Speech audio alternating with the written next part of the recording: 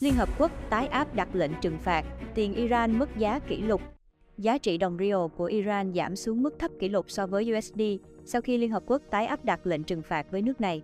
Theo các trang web theo dõi tỷ giá tiền tệ ngày 28/9 trên thị trường chợ đen, đồng rial được giao dịch ở mức chưa từng có là khoảng 1,12 triệu rial đổi 1 USD. Một tháng trước, tỷ giá là khoảng 1 triệu rial đổi 1 USD. Điều này xảy ra sau khi lệnh cấm vận vũ khí và trừng phạt do Liên Hợp Quốc áp đặt với Iran có hiệu lực trở lại từ ngày 27/9. Pháp và Đức trước đó đề xuất kích hoạt tái áp đặt lệnh trừng phạt đối với Iran tại Hội đồng Bảo an Liên Hợp Quốc vì những cáo buộc cho rằng Iran vi phạm thỏa thuận năm 2015 vốn ngăn nước này phát triển vũ khí hạt nhân. Tehran đến nay vẫn khẳng định chỉ phát triển chương trình hạt nhân phục vụ mục đích dân sự, không phải quân sự. Việc lệnh trừng phạt được tái áp đặt đã chấm dứt nhiều tháng ngoại giao căng thẳng nhằm khôi phục những cuộc đàm phán bị đình trệ kể từ tháng 6, khi quân đội Israel và Mỹ ném bom các cơ sở hạt nhân Iran. Tehran hôm nay lên án động thái tái áp đặt lệnh trừng phạt của Liên Hợp Quốc, tuyên bố sẽ đáp trả. Việc tái kích hoạt những nghị quyết đã bị hủy bỏ là vô căn cứ về mặt pháp lý và hoàn toàn phi lý. Tất cả các quốc gia phải ngừng công nhận tình trạng bất hợp pháp này, Bộ Ngoại giao Iran cho biết trong một tuyên bố, Iran sẽ kiên quyết bảo vệ quyền và lợi ích quốc gia. Bất kỳ hành động nào nhằm làm suy yếu quyền và lợi ích của người dân Iran sẽ phải đối mặt hành động đáp trả kiên quyết và thích đáng. Các lãnh đạo phương Tây nhấn mạnh những kênh đối thoại với Iran vẫn mở. Ngoại trưởng Mỹ Marco Rubio kêu gọi Tehran chấp nhận những cuộc đàm phán trực tiếp có thiện chí về chương trình hạt nhân của nước này. Ông đồng thời thúc giục các nước thành viên Liên Hợp Quốc ngay lập tức áp đặt trừng phạt nhằm gây sức ép lên giới lãnh đạo Iran để họ làm điều đúng đắn cho đất nước mình và điều tốt nhất cho an toàn của thế giới. Ngoại trưởng Anh, Pháp và Đức cho biết trong một tuyên bố chung rằng họ sẽ tiếp tục tìm kiếm giải pháp ngoại giao mới nhằm đảm bảo Iran không bao giờ sở hữu vũ khí hạt nhân. Ba nước đồng thời kêu gọi Iran kiềm chế mọi hành động leo thang căng thẳng. Nga trong khi đó tuyên bố sẽ không thực thi các lệnh trừng phạt, coi chúng là vô hiệu. Theo Ngoại trưởng Nga Sergei Lavrov, những lệnh trừng phạt này cho thấy phương Tây không muốn tìm kiếm giải pháp mang tính xây dựng trong Hội đồng Bảo an Liên Hợp Quốc, mà chỉ nhằm gây áp lực lên Tehran để khiến họ phải đơn phương nhượng bộ. Nhiều người dân Iran bày tỏ lo lắng về tác động tiềm tàng từ các biện pháp trừng phạt đối với nền kinh tế vốn đang chênh vênh của nước này. Tình hình kinh tế hiện rất khó khăn rồi, nhưng nó sẽ còn tồi tệ hơn nữa, Darius, một kỹ sư Iran 50 tuổi, cho hay. Ảnh hưởng của việc bị tái áp đặt lệnh trừng phạt đã rõ ràng. Tỷ giá hối đoái đang tăng và điều này sẽ khiến giá cả tiếp tục tăng cao ở Iran. Ông nói than phiền rằng mức sống hiện tại thấp hơn nhiều so với 2 hoặc 3 năm trước. Iran thách thức khi lệnh trừng phạt được tái áp đặt, triệu hồi các đại sứ châu Âu. Iran đã có hành động thách thức ngoại giao vào thứ Bảy, ngày 27 tháng 9 năm 2025, bằng việc triệu hồi các đại sứ của mình tại Anh, Pháp và Đức về nước để tham vấn. Chỉ vài giờ trước khi các lệnh trừng phạt của Liên Hợp Quốc được chính thức tái áp đặt lên chương trình hạt nhân của nước này. Động thái này là phản ứng trực tiếp đối với việc ba cường quốc châu Âu EBA kích hoạt cơ chế phục hồi nhanh, khôi phục lại toàn bộ các biện pháp trừng phạt của LHQ đã được dỡ bỏ theo thỏa thuận hạt nhân năm 2015. EBA cáo buộc Tehran đã vi phạm các điều khoản của thỏa thuận này. Nỗ lực vào phút chót của Nga và Trung Quốc nhằm trì hoãn việc tái áp đặt trừng phạt đã thất bại tại Hội đồng Bảo an LHQ vào thứ Sáu.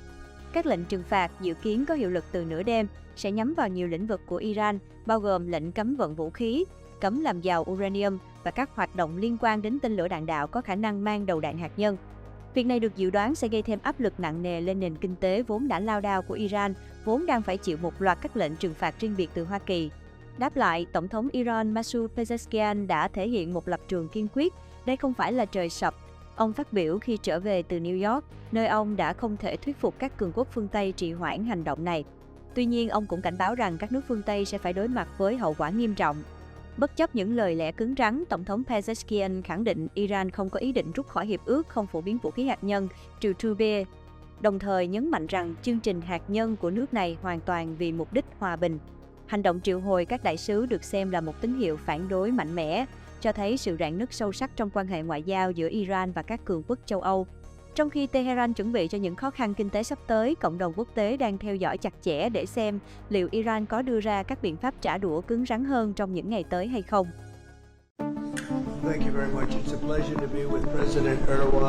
Bước ngoặt trên bàn cờ địa chính trị, phân tích cuộc gặp thượng đỉnh Trump-Erdogan và tương lai thỏa thuận F-35. Cuộc gặp thượng đỉnh ngày 25 tháng 9 năm 2025 tại Nhà Trắng giữa Tổng thống Hoa Kỳ Donald Trump và Tổng thống Thổ Nhĩ Kỳ Recep Tayyip Erdogan là một thời điểm mang tính bước ngoặt, có khả năng định hình lại mối quan hệ chiến lược Mỹ-Thổ Nhĩ Kỳ sau 6 năm rạn nứt sâu sắc.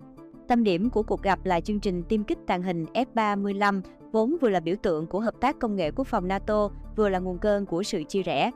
Việc Thổ Nhĩ Kỳ bị loại khỏi chương trình vào năm 2019 sau khi mua hệ thống phòng không S-400 của Nga đã gây ra một cuộc khủng hoảng lòng tin nghiêm trọng.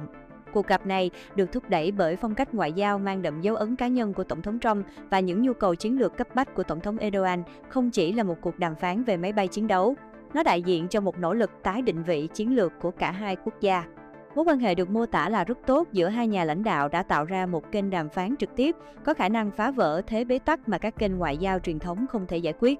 Kết quả của cuộc gặp này chắc chắn sẽ tạo ra những tác động lan tỏa sâu rộng đến sự thống nhất của NATO và cán cân quyền lực ở Đông Địa Trung Hải. Nguồn gốc: cuộc khủng hoảng S-400 và F-35. Ban đầu, Thổ Nhĩ Kỳ là một đối tác không thể thiếu trong chương trình F-35, đã đầu tư hơn 1,4 tỷ đô la Mỹ và cam kết mua hơn 100 chiếc máy bay. Ngành công nghiệp quốc phòng nước này chịu trách nhiệm sản xuất hơn 900 bộ phận quan trọng cho F-35. Bước ngoặt xảy ra vào năm 2017 khi Ankara ký hợp đồng mua hệ thống S-400 của Nga. Quyết định này phản ánh sự mất lòng tin ngày càng tăng của Tổng thống Erdogan đối với phương Tây, mà ông coi là mối đe dọa lớn nhất. Đối với Washington và NATO, quyết định này đã vượt qua một lằn ranh đỏ. Mối lo ngại cốt lõi là hệ thống radar của S-400 có thể được sử dụng để thu thập dữ liệu tình báo nhạy cảm về các đặc tính tàng hình của S-35, làm suy yếu lợi thế công nghệ của toàn bộ khối NATO. Khi Thổ Nhĩ Kỳ bắt đầu tiếp nhận các thành phần S-400 vào tháng 7 năm 2019, Washington đã chính thức loại Ankara khỏi chương trình S-35. Quyết định này đã tạo ra những hậu quả nặng nề cho cả hai phía. Các công ty quốc phòng Thổ Nhĩ Kỳ mất đi các hợp đồng trị giá ước tính 9 tỷ USD và không quân nước này mất cơ hội hiện đại hóa. Ngược lại, hành động của Mỹ cũng gây tổn hại cho chính chương trình F-35. Việc loại bỏ một nhà cung cấp quan trọng đã gây gián đoạn chuỗi cung ứng, khiến Lầu Năm Góc phải chi thêm 500 đến 600 triệu USD để tìm kiếm các nhà cung cấp mới, làm chậm tiến độ sản xuất và tăng chi phí. Động lực, đàm phán và lợi ích chiến lược. Khả năng tạo ra một bước đột phá vào năm 2025 phụ thuộc phần lớn vào động lực cá nhân giữa hai nhà lãnh đạo và sự hội tụ của các lợi ích chiến lược. Phong cách giao dịch của Tổng thống Trump đã biến một vấn đề phức tạp về an ninh thành một cuộc trao đổi lợi ích trực tiếp. Ông đã ra tín hiệu rằng các lệnh trừng phạt có thể được dỡ bỏ gần như ngay lập tức nếu cuộc họp diễn ra tốt đẹp. Về phần mình, Tổng thống Erdogan đã đến Washington với một sự chuẩn bị kỹ lưỡng, nhấn mạnh khoản đầu tư 1,4 tỷ đô la Mỹ mà Ankara đã trả nhưng chưa nhận được máy bay. Trọng tâm của bất kỳ thỏa thuận nào đều xoay quanh một điều kiện không thể thiếu, việc Thổ Nhĩ Kỳ phải đồng ý vô hiệu hóa hệ thống S-400.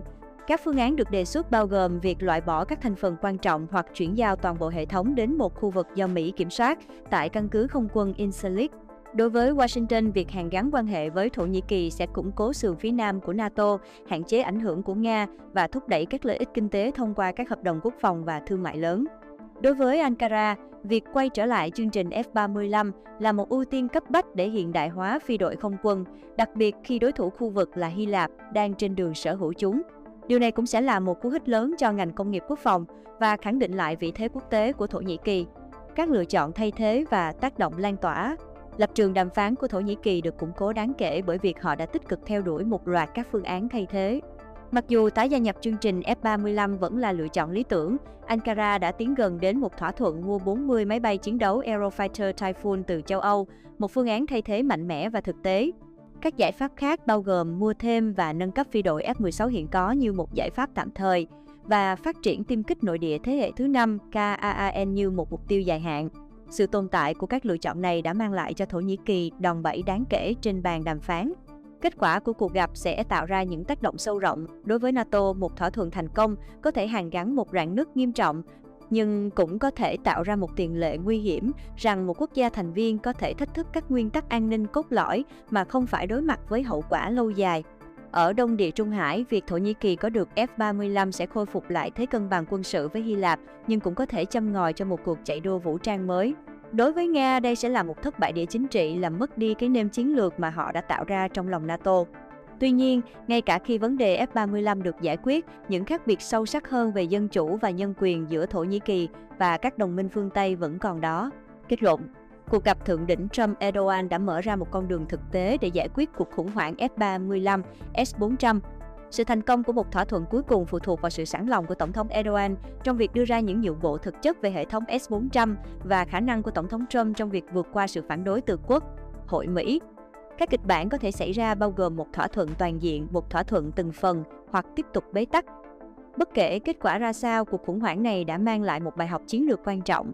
Hoa Kỳ và NATO cần phải phát triển một chiến lược dài hạn và linh hoạt hơn để quản lý mối quan hệ với một Thổ Nhĩ Kỳ ngày càng quyết đoán và theo đuổi chính sách đối ngoại đa chiều.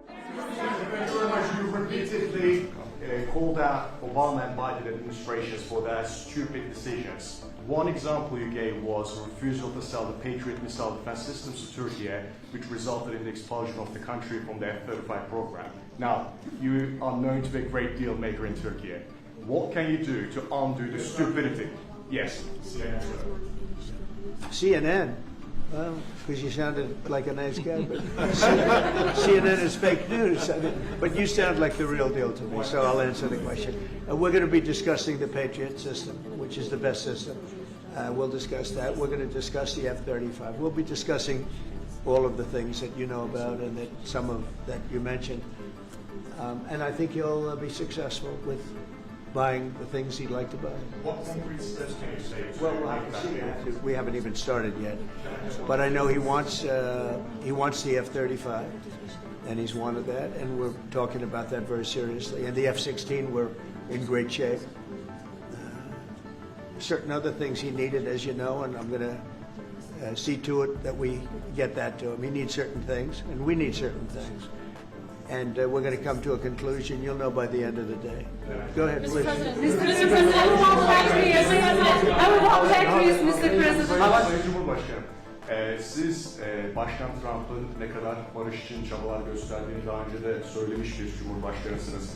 Ve siz de bölgede birçok ülkeyle, birçok liderle görüşmeler, kontaklar kurabiliyorsunuz. Bu konuda birlikte nasıl çalışabilirsiniz gelecekte? Buna inandığım için zaten bunları söylüyorum. Birlikte el ele bölgedeki bu sıkıntıları aşacağımıza da inanıyorum. Mr. President, Mr. President. When are you planning to lift sanctions yet? What did he say? The gentleman was asking, Mr. President, you have referred to President Trump's peace efforts, and you have also contact with many leaders in the region. And what do you think that you can do about this? And Mr. President has said that, yes, I believe in the peace efforts that President Trump is leading, and together we will be able to overcome the challenges in the region. I think it's true. He's got tremendous influence in the region. Yeah, please. Mr. President, when are you planning to lift cuts sanctions against Turkey? Against sanctions against Turkey? Could be very soon. Mr. If we have a good meeting, almost immediately. Mr. President, are you willing to impose tougher sanctions on Russia? Erdogan is removing tariffs on U.S. goods, and what impact it would be in U.S. production? Where are you from? Turkey. I see. We have a lot of people from Turkey here. That's We are good. Because I like the responsible. questions very much, actually. They're very nice questions. We'll see about tariffs. We're going to be talking about tariffs. We already removed that. Well, we're going to be talking about that. Tougher sanctions on Russia, even if not all NATO countries stop purchasing Russian oil? We're going to be seeing about that. The NATO countries were disappointing in that regard, but they've been very amazing in other ways. They did, as you know, they went from 2% to 5% GDP, and that's a big step, and it's paid. I mean, they have the money there. And we're selling a tremendous amount of military equipment to NATO. We're selling. We're not giving like Biden did. We're selling it to NATO, and it's a lot. They're buying a lot, and I assume they're giving it to Ukraine. They could buy it for other reasons too, but I assume they're giving most of it to Ukraine. But they're buying highly sophisticated weaponry, and they're paying for it full price, and that's how we're involved. Biden gave $350 billion. Look, this war would have never started if I were president. If I were president, this war would never be happened. Would have never happened. Yeah. Mr. President, I would like to talk about Gaza. Are you on the same page, Mr. Erdogan, for Palestine, Israel? Well, I don't know his stance. I can't tell you about that. I just say that we want to get Gaza over with. I had a great meeting with the leaders of that area, of that region, generally speaking, the Middle East. We had a great meeting the other day at UNGA, as you know, and I think we're close to getting some kind of a deal done. Yeah, we want to get the hostages back. I have to get the hostages back. We're the ones that got the hostages, all of them that we have now. But it looks like there are 20 living hostages and probably 38 or so dead hostages. Pretty sad. And the parents of those dead souls, those dead, mostly men, boys, in many cases like literally boys, they want those bodies back so badly, as much as though they were alive. And so we had a very good meeting with the representatives of the most powerful countries in the Middle East, and I think we're going to be close to a deal.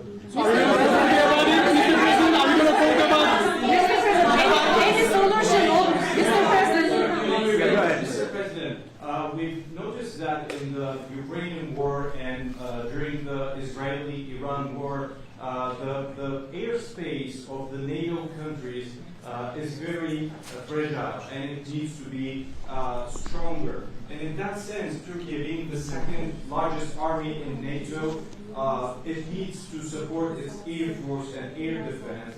How do you look at this issue in general as a NATO? Because it's the eastern flank of it. We're in NATO, and you know, they're paying now 5% of GDP. Nobody thought that was possible, and they agreed to that 6 months ago when I was there. And the relationship is very good. The NATO countries, with us, is the strongest it's ever been. We used to complain that they're paying 2%, but they're not paying. The United States was paying almost everything. And now they're paying 5%, and they paid. And that's trillions of dollars. You know, we're talking about trillions of dollars. And they're spending that, giving that money to us, and we are giving them great defensive, you know, the Patriots and all of the different javelins, all the different missile systems and everything else that they want. But it's, you know, it's trillions of dollars. So we appreciate that they did that. So they went from 2% to 5% of GDP, and that was something that nobody even would bring up. Biden should have brought it up a long time ago, because under Biden, we paid $350 billion, and all it did is make things worse. So we'll see how it goes. Go ahead, just finish. Yeah, go ahead. 35 Turkey, fighter jets, F-35. We're talking about the fighter jets for Turkey. Yes, we are. Are we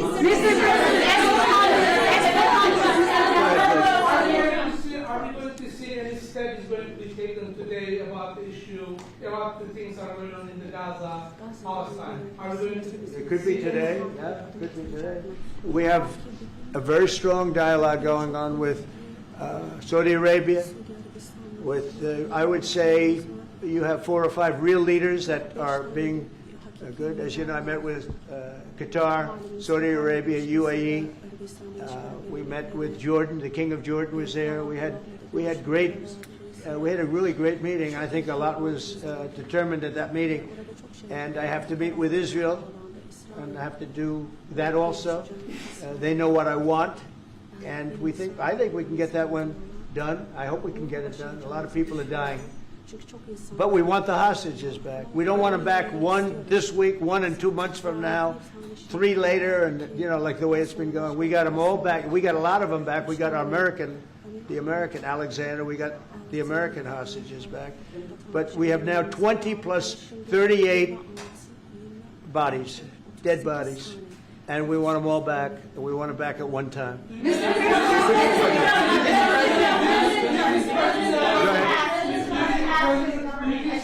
President Erdogan will help to release the hostages? Do I think what? Do you think President Erdogan will help to release the hostages? I don't know if he'll help in that. I don't really think we have. I don't think it'll be necessary in this case. I think we're going to be in a pretty good position. There are a lot of people that want that done. I met with great leaders. Look, you saw the people that were there, and great leaders. Egypt was also represented. We met with the leaders of that part of the world, and they want to see if they can get something done. And I'm going to have to tell Israel, let's go. We want to get the hostages back. Everybody wants to see that war over with, by the way. Everybody. So we're going to see what happens.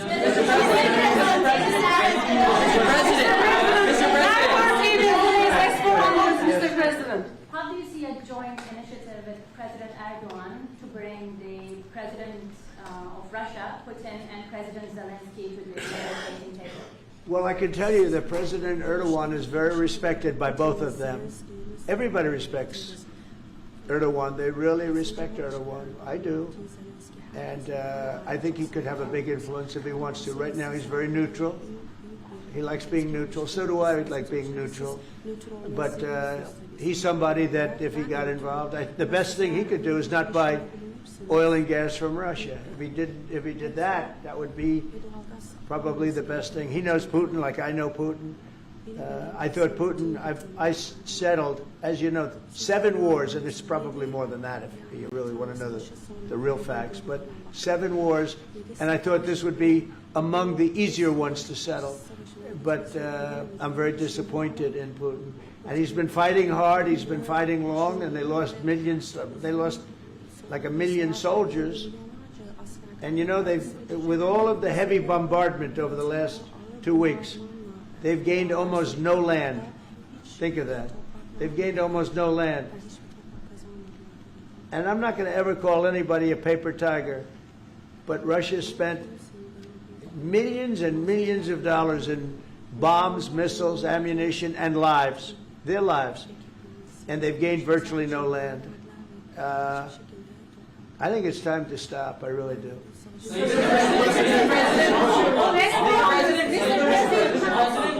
few months ago, you met with Aliyev and Pashinyan. Can you follow up on where? You met with Aliyev and Pashinyan, Azerbaijan President Aliyev and Pashinyan. Can you follow up on what you want to say about current process? No, I can't. I just. I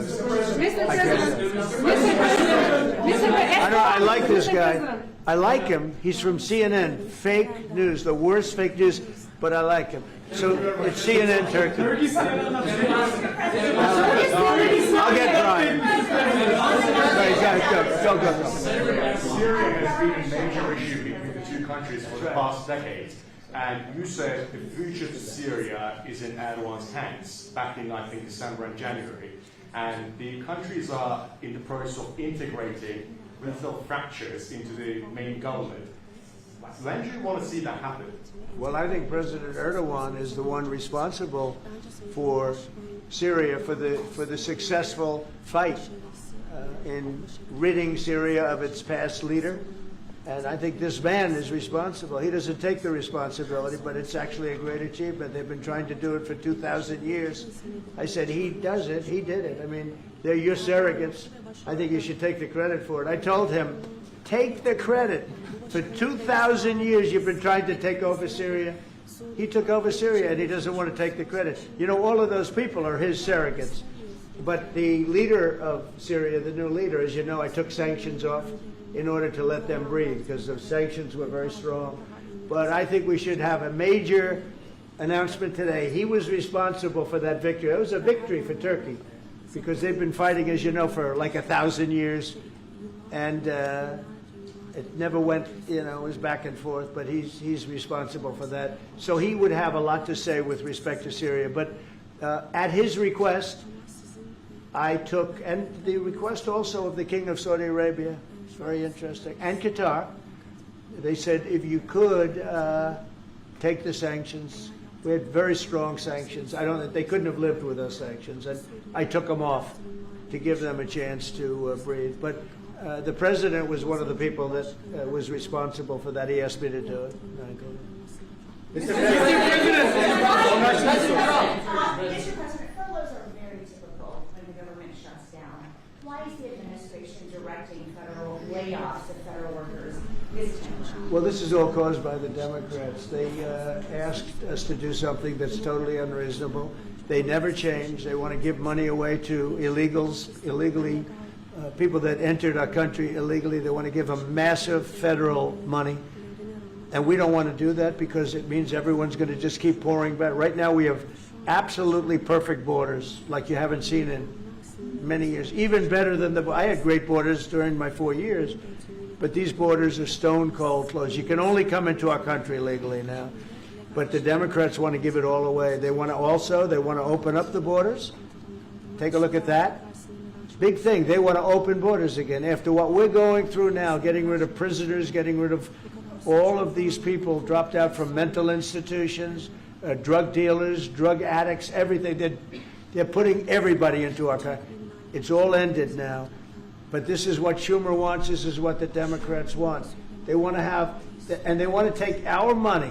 We're doing well. Because of tariffs, we're doing unbelievable. We're making more money than we ever have made. And by the way, we're going to take some of that tariff money that we made, just to get off the subject for a second. We're going to take some of that tariff money that we made, we're going to give it to our farmers, who are, for a little while, going to be hurt until it kicks in. The tariffs kick into their benefit.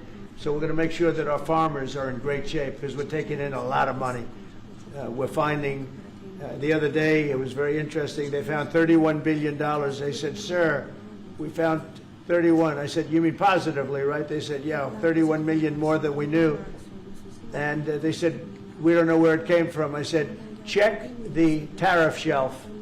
They came back the following morning. They said, you're right, sir, it came from the tariffs. We've never seen anything like this. So what we're going to be doing is we're going to be taking some money from all of the tariff money that we've taken, and we're going to distribute it to our farmers until the tariffs kick into their benefit, which ultimately the farmers are going to be making a fortune. But it's a process of, it has to kick in. All right, maybe one more. There was another shooting at an ICE facility in Texas yesterday. Detainees were killed. The FBI director posted on social media bullets that were engraved with the message anti-ICE. He just posted another thing on social media saying they recovered a handwritten note from the subject that read, hopefully this will give ICE agents real terror to think, is there a sniper with AP rounds on that roof? Who do you hold responsible for the uptick in left-wing violence in the country? Radical left rhetoric. The radical left is causing the problem. They're out of control. They're saying things, and they're really dumb people. I mean, I look at Crockett. I look at some of these people. They're very low IQ people, actually. But the radical left is causing this problem. Not the right, the radical left. And it's going to get worse, and ultimately it's going to go back on them. I mean, bad things happen when they play these games. And I'll give you a little clue. The right is a lot tougher than the left. But the right's not doing this. They're not doing it, and they better not get them energized, because it won't be good for the left. And I don't want to see that happen either. I'm the president of all the people. But the radical left is causing this. Radical left Democrats are causing this problem, and it gets worse. It gets worse, and it'll be a point where other people won't take it anymore, and that will not be good for the radical left, and we don't want that. Okay, thank you. Mr. President, it seems like an indictment of James Comey is imminent. Would this be the first step in accountability for pushing the hoax of Russia, along with Barack Obama involved as well? Well, I can't tell you what's going to happen, because I don't know. You have very professional people headed up by the Attorney General, Todd Blanche, and Lindsay Halligan, who's a very smart, good lawyer, very good lawyer. They're going to make a determination. I'm not making that determination. I think I'd be allowed to get involved if I want, but I don't really choose to do so. I can only say that Comey's a bad person. He's a sick person. I think he's a sick guy, actually. He did terrible things at the FBI.